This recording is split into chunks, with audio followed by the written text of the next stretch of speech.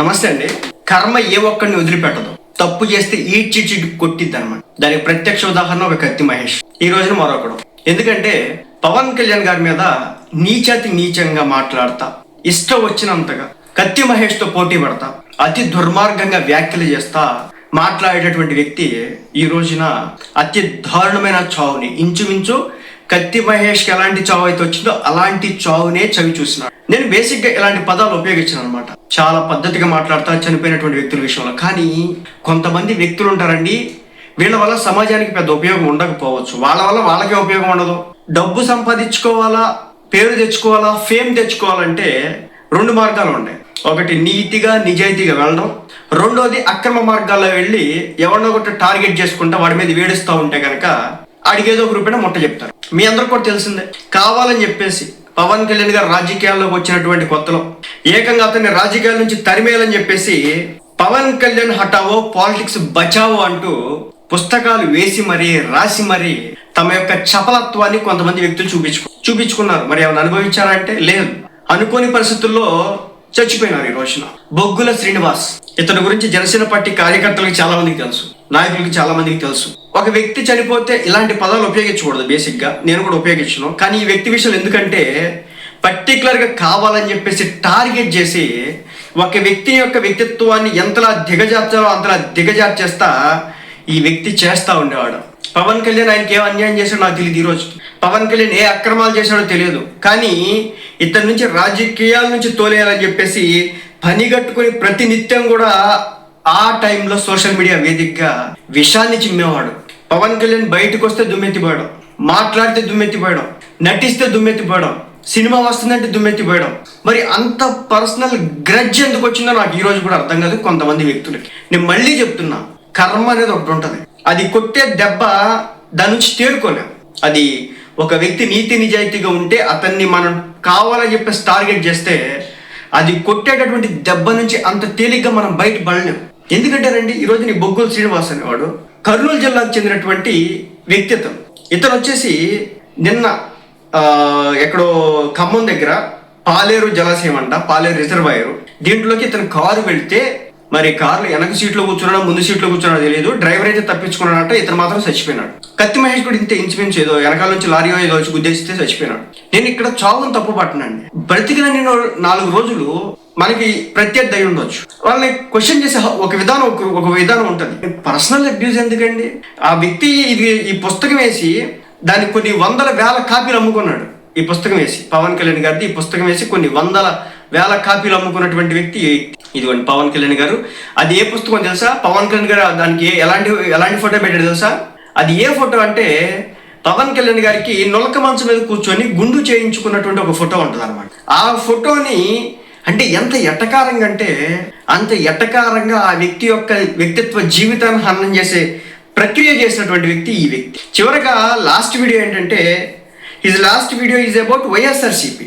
అతను చివరిగా అంటే 2018లో ఆ టైంలో 2017, 16 అంటే పార్టీ పెట్టినటువంటి కొన్ని సంవత్సరాల తర్వాత నుంచి విష ప్రచారం చల్లాడు. ఆ వ్యక్తి విషం చిమ్మాడు పవన్ కళ్యాణ్ గారి మీద. అయితే పవన్ కళ్యాణ్ గారు ఎప్పుడు కూడా పట్టించుకునేవాళ్ళు కాదు, క్యాడర్ పట్టించుకునేవాళ్ళు. అతని సోషల్ మీడియా అకౌంట్కి వెళ్ళడం, అతన్ని తిట్టడం, టార్గెట్ చేయడం.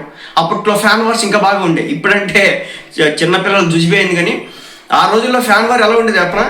ఇక్కడ అల్లు అర్జున్ ఫ్యాన్స్, పవన్ కళ్యాణ్ ఫ్యాన్స్. ఆ రోజుల్లో అల్లు అర్జున్ పవన్ కళ్యాణ్ ఫ్యాన్స్ కాదు, మహేష్ బాబు పవన్ కళ్యాణ్ ఫ్యాన్స్, లేదా జూనియర్ ఎన్టీఆర్ పవన్ కళ్యాణ్ ఫ్యాన్స్. ఇదని వార్ జరుగుతుంటే వాళ్ళు ఎక్కడ కొట్టుకునేవాళ్ళు? టామ్ క్రూజ్ యొక్క అకౌంట్లో ఫేస్బుక్ కామెంట్ సెక్షన్లోకి వెళ్ళి కొట్టుకునేవాళ్ళు. అలాంటి ఫ్యాన్ వార్స్ జమానా ఈ వ్యక్తి. ఎంత రోత్ అంటే ప్రతి దాన్ని కూడా చిల్లర చిల్లర చిల్లర చిల్లర చేయడం అనమాట. చివరాఖరికి ఇతను చచ్చిపోయే ముందు ఒక వీడియో రిలీజ్ చేశాడట. లాస్ట్ వీడియో ఏంటంటే ముఖ్యంగా ఒక వెబ్సైట్కి సంబంధించి కావచ్చు, అలాగే లడ్డు అంశానికి సంబంధించి, అలాగే మన కొంతమంది వ్యక్తులు ఇప్పుడు వైఎస్ఆర్సీపీకి మాజీ అడ్వకేట్స్ ఉండేటువంటి వ్యక్తులు కొన్ని పార్టీలు పెట్టి ఆ పార్టీలు పెట్టిన తర్వాత కూడా పోటీలు చేస్తే 440 ఓట్లు కూడా రానటువంటి వ్యక్తులు ఏదైతే మాట్లాడుతున్నారో వాళ్ళని టార్గెట్ చేసుకుంటా ఈ వ్యక్తి రెస్పాండ్ అయినాడు. మరి ఏమైందో తెలియదు. ఈ మధ్యకాలంలో జనసేన పార్టీని పవన్ కళ్యాణ్ విమర్శిస్తూనే ఉంటాడు. సో మేము ఫాలో అవడం మానేసినాం అనమాట. ఎందుకంటే ఒకటండి, ఒకడి మనసులో విషం నింపుకొని కూర్చున్నాడంటే అది మనం మార్చలేం. ఒక చోట ఒక అశుద్ధం ఉంది, మనం చూస్తామా? తెలియకుండా ఒకసారి వెళ్ళొచ్చు, రెండోసారి ముక్కు మూసుకొని వెళ్తాం కదా. సేమ్ అనమాట. సో చూసాం, 2016లో చూసాం, 17లో చూసాం, 18లో చూసాం, 19లో చూసాం. ఇంకెందుకు వీళ్ళకి అంత మనం టైం ఇవ్వడం? ఎలాగో తిట్టేదేదో తిడతాడు. ఆల్రెడీ ఆ టైంలో ఇలాంటి పుస్తకాలు వేసినందుకు ఇతని మీద కేసులు పెడితే బొక్కలో కూడా వెళ్ళొచ్చినాడు. అయినా కానీ తీట పనులు ఆగలేదన్నమాట. సో ఈ రోజున జనసేన పార్టీకి సంబంధించిన కొంతమంది వ్యక్తులు కూడా స్పందించారు అనమాట ఈ అంశం మీద. Boggula Srinivas dies after the car he was travelling in plunged into the Paler Reservoir in Khammam district. The incident raised serious questions. The last video he did was a YSRCP leader and a lawyer. పలానా వ్యక్తి అని చెప్పేసి కొంతమంది కామెంట్లు చేస్తూ ఉన్నారు. అయితే ఏంటంటే దీనికి సంబంధించి జనసేన పార్టీ అధికార ప్రతినిధులు స్పందించారన్నమాట. ప్రమాదానికి గురైనటువంటి రచయిత ఇంకా ఏమీ పుస్తకాలు రాయలేదా? ఇది ఒకటే రాశారా? శవాల మీద పేరాలు ఏరుకునే జర్నలిజం చేయకు. ఎక్కడైతే జరిగినా ఆయన పేరు ఎందుకు లింక్ చేస్తావో ఏదో భూతద్దంలో చూపిద్దాం అనుకుంటారు. సిగ్గుండాలి, వయసు రాగానే సరిపోదు. మీ మీద పరువు రాష్ట్రం దావా వేస్తాం, పిచ్చి పిచ్చిలు రాత్రులు రాసేవంటే అని చెప్పేసి గ్రేట్ ఆంధ్రాకి సంబంధించి వాళ్ళు గ్రేట్ ఆంధ్ర వాళ్ళు ఈ వైఎస్ఆర్సీపీ పార్టీకి సంబంధించిన సపోర్టర్స్ అనమాట వీళ్ళు. ఎందుకంటే దీంట్లో ప్రో వైసీపీ అనిపించింది. సో పవన్ కళ్యాణ్ హఠావో పాలిటిక్స్ బచావో రచయిత మృతి అనుమానాలని చెప్పేసి గ్రేట్ ఆంధ్ర వాళ్ళు ఒక ట్వీట్ వేసినారు. కర్నూలు జిల్లాకు చెందినటువంటి రచయిత శ్రీనివాస్ గతంలో పవన్ కళ్యాణ్ హఠావో పాలిటిక్స్ బచావో అనే పుస్తకంతో చర్చనీయాంశంగా మారాడు. నిన్న అతడు ప్రయాణిస్తున్నటువంటి కారు ఖమ్మం జిల్లాలోని పాలేరు జలాశయంలోకి దూసుకెళ్లింది.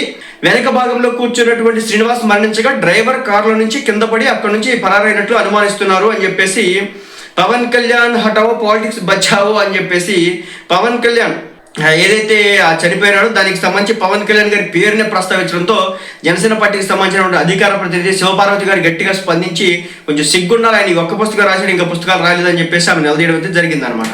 అలాగే చాలా మంది జనసేన పార్టీ కార్యకర్తలు కూడా రియాక్ట్ అవుతా ఉన్నారు ఈ అంశం మీద. ఒకటండి, చచ్చిపోయిన తర్వాత ఏం మాట్లాడుతాం? అల్టిమేట్గా ఇంకా చివరికి సావే కదా, అంతకు మించి ఇంకేం లేదు కదా ఆ వ్యక్తిని ఇంకా గుర్తు చేసుకోవడానికి. కత్తి మహేష్ చేశాడు చాలా చేశాడు. ఏం సాధించుకోవడానికి పోయాడు. ఎవరో 2 సినిమాలు తీశాడు, పెసరట్టు వినపట్టని ఎవడు గుర్తుంది. కానీ అతను చేసినటువంటి పనికిమాలిన సొద, ముఖ్యంగా హిందూ మతం మీద కావచ్చు, రాముని వారిపై కావచ్చు, అలాగే పవన్ కళ్యాణ్ గారిపై కావచ్చు, హిందూ ధర్మాల మీద కావచ్చు, ఆ వ్యక్తి మాట్లాడినటువంటి మాట కర్మ. సో మళ్ళీ చెప్తున్నా, ఒక వ్యక్తి మనల్ని ఏమనకుండా ఆ వ్యక్తిని పర్టికులర్గా మనం పదే టార్గెట్ చేస్తూ ఉంటే కర్మ అనేది ఒకటి ఉంటుంది. కర్మ సిద్ధాంతం అనేది, మన దేశం కూడా ఒక కర్మభూమి. మన దేశంలో అదే మనం నమ్ముతాం. నువ్వు ఏది ఇస్తావు అది నీకు 10 ఇంతలు తిరిగి వచ్చింది అంటూ ఉంటారు. సో ఒక వ్యక్తి నిన్ను ఏ మాత్రం కూడా టార్గెట్ చేయకుండా అకారణంగా నువ్వు నీ డబ్బు సంపాదించుకోవాలని, కొన్ని లక్షల కాపీలు అమ్ముకోవాలని చెప్పేసి దాని మీద వచ్చే ఆదాయంతో నువ్వు బతికి బట్టగట్టాలని ఒక వ్యక్తిని పదే దిగజార్చుడి వ్యాఖ్యలు చేస్తే కనుక నిన్ను ఏమాత్రం కూడా కాలం ఒప్పుకోదు. నువ్వు బజారు పాలు అవ్వక తప్పదు, నీకు కుక్క చావు రాక తప్పదు అనేది కర్మ చెప్పిద్ది, కాలం చెప్పిద్ది అనేది అయితే నేనైతే గట్టిగా నమ్ముతా ఉన్నాను. అందుకే అనమాట, ఎప్పుడైనా గుర్తుపెట్టుకోండి, ఏ వ్యక్తి అంశంలోనైనా సరే మీకు చెప్తున్నా కదా, ఒక కత్తి మహేష్ కావచ్చు, ఈ రోజున ఒక బొగ్గుల శ్రీనివాస్ కావచ్చు, మరొకరు కావచ్చు, వీళ్ళ లైఫ్లో మీరు వీళ్ళు చూస్తే కనుక వీళ్ళు ప్రతినిత్యం ఒక నెగిటివిటీనే మోస్తారు తప్ప పాజిటివిటీని ఎక్కడ కూడా మొయ్యరు. ఈ వ్యక్తి ఇంత మంచి చేశాడంట, ఈ వ్యక్తి హెల్ప్ చేసినాడంట. లేవండి, పవన్ కళ్యాణ్ గారి జీవితంలో ఏడడానికి ఆయన వ్యక్తిగత జీవితం గురించేనా? ఆయన 3 పెళ్ళిళ్ళు అన్యాయం భార్యలు వచ్చాయని మీకు చెప్పారా? మీ దగ్గర రొదబెట్టుకున్నారా? మిమ్మల్ని ఏమైనా అన్నారా? మీకేమైనా వాళ్ళ బాధలన్నీ వచ్చేసి మీ దగ్గర నిష్ఠూర్చారా? ఎందుకంటే ఆయన మీద పడి ఎడతారు. ఆయన మాజీ భార్యలకు లేని నొప్పి వీళ్ళకి ఎందుకు వచ్చిందో నాకు ఈరోజు కూడా అర్థం కాదు. దాని మీద పెట్టుకొని పవన్ కళ్యాణ్ అది, పవన్ కళ్యాణ్ ఇది అని చెప్పేసి పుస్తకాలు రాసి వాటిని నమ్ముకొని లక్షలు సంపాదించుకొని ఏం సాధించారు? చివరాఖరికి ఏం సాధించారు? ఎలాంటి చావు వచ్చింది? అంటే మనకి రాదు చావు అంటే వచ్చింది. చెప్తున్నానండి, చావు కూడా ఒకటి ఉంటుంది అనమాట. నేను ఎక్కడో విన్నాను, అబ్దుల్ కలాం గారు చనిపోయినప్పుడు, లేదంటే కనుక మన గాంధీ తాత చనిపోయినప్పుడు, అలాగే మన మదర్ తెరెసా చనిపోయినప్పుడు ప్రకృతి సహకరించినటువంటి తీరు ఒకటి ఉంటుందండి. మీరు చూడండి వాళ్ళ లైఫ్లో ఎలా ఎండ్ అయినాయో, ఎలాంటి పరిస్థితులు ఎండ్ అయినాయో.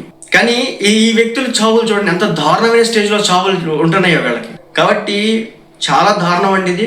చేసిన పాపాలు ఊరికే వదిలిపెట్టమని చెప్పడానికి ప్రత్యక్ష ఉదాహరణలు వీళ్ళు. కాబట్టి రాజకీయాల్లో ఉంటే ఒకళ్ళ చావునైతే కోరుకోదు ఎట్టి పరిస్థితుల్లో కూడా. ఇలాంటి వ్యక్తులు కోరుకుంటారు, ఎలా అయితే కోరుకుంటారో అలాగే కాలగర్భంలో కలిసిపోతున్నటువంటి పరిస్థితి. కాబట్టి రాజకీయంగా మనం ఏ పార్టీనైనా క్వశ్చన్ చేయొచ్చు, కానీ వ్యక్తిగతంగా దుర్భాషలు ఆడొద్దు. వాళ్ళ ఇంట్లో ఆడబిడ్డల్ని, చిన్నపిల్లల్ని టార్గెట్ చేయొద్దు. ఆ వ్యక్తిని పలానా రాజకీయ నాయకుడు జగన్ గారు ఉన్నారు, పవన్ కళ్యాణ్ గారు ఉన్నారు, చంద్రబాబు నాయుడు గారు ఉన్నారు, పాలసీ ప్రకారం మాట్లాడదాం. ఎందుకు వాళ్ళ ఇంట్లో పిల్లలు ఆ వ్యక్తిగత జీవితాలు? ఏమంటే పవన్ కళ్యాణ్ గారు మీ హామీ ఇచ్చారు, ఎందుకు నెరవేర్చలేడండి అని అడిగే హక్కు మనకుంది. ఎరా పవన్ కళ్యాణ్ ఏంట్రా అని నిలదీసే హక్కు ఎవడిచ్చాడండి మనకి? ఆ మాట అనొచ్చు అసలుకి. అలాంటి దుర్భాషలు అనేటువంటి వ్యక్తులు కాలగర్భంలో అలాగే కలిసిపోతున్నటువంటి పరిస్థితి.